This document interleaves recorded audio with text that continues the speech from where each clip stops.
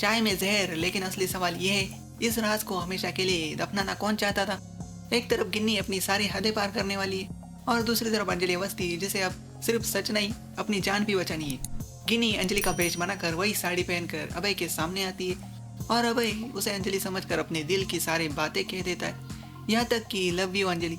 और तभी पीछे से असली अंजलि की आवाज आती है, क्या चल रहा है यहाँ। अभय शॉक्ड, और जब वो सामने देखता है तो समझ आता है जिसे वो गले लगा था वो अंजलि नहीं गिन्नी थी।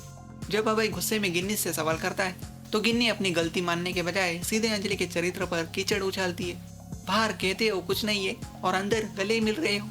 पूरा माहौल बिगड़ जाता है। अंजलि गुस्से में पूछती है, क्या करने आई है तू यहाँ, झगड़ने आई है तू यहाँ, बोल ना बोल क्या चाहती है तू। तभी राघव सिंह राजपूत आकर सब सुन लेते और गुस्से में कहते, इसे घर से बाहर निकालो, यह हमारे रिश्ते बर्बाद कर देगी। वो गिन्नी से साफ कहते, अगर अपने पिता के लिए आई हो तो जाओ उनकी सेवा करो, अभय के पीछे क्यों पड़ी हो। लेकिन गिन्नी हार मानने को तैयार नहीं। इन दोनों ने मेरी जिंदगी बर्बाद कर दी है। राघव कहते, अरे उस बात को तो बहुत साल हो गए। अभय चिल्लाता है, तो अब मैं क्या करूं, सूली पर चढ़ जाऊं, फांसी पर लटक जाऊं। अंजलि गुस्से में साफ कह देती है, मेरी जिंदगी में प्यार जैसी इन सस्ती चीजों के लिए कोई जगह नहीं है। मेरी हर सांस मेरे पति के कातिल को सजा दिलवाने के लिए। और गिन्नी को चेतावनी देती है, ऐसी सिचुएशन क्रिएट मत करना कि यहाँ से तुझे निकलना पड़े। यह सुनकर गिन्नी डर जाती है और माफी मांगने लगती है। दूसरी सुबह युवराज ठाकुर न्यूज़पेपर दिखाता है मंत्री धर्मराज आहूजा को।